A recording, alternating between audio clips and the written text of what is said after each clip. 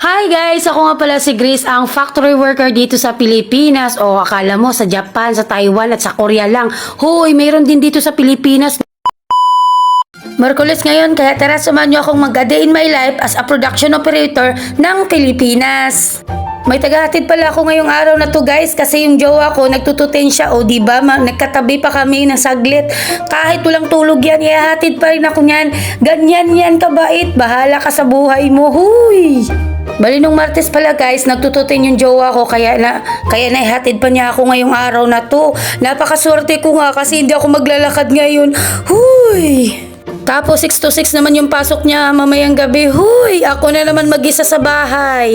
Grabe, wala na naman akong gagawin sa bahay mamaya. Hindi na naman ako kakain kasi wala akong kasama. Ako lang ba yung tinatamad kumain pag mag-isa lang ako?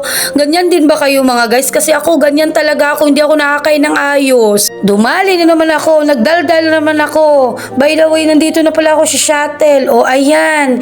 Tingnan mo yung buhok ko. Wala na naman kasuklay-suklay pa. By the way guys, hindi pala ako nagsusuklay sa bahay kasi sa shuttle na ako nagsusuklay. Ang haba-haba kasi ng buhok ko, hindi mabilis matuyo. Kaya pinapatuyo ko muna dun sa may aircon. Social yarn, aircon talaga. Hi!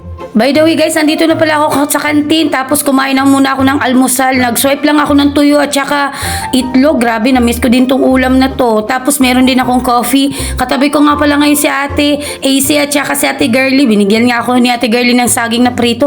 Ang sarap! Nandito pala kami nakaupo sa high chair. Tapos ayan, nakita ko naman yung umuwi na yung panggabi. Nabutan ko sila. Tapos ito nga sa ate Girly at saka ate AC. Sinabihan ko nga sila na mag-picture muna kami. Oh, it's a prank! Hindi talaga yung picture. Video talaga yan. So hanggang dito na lang yung video ko guys. Thank you so much for watching. Bye-bye!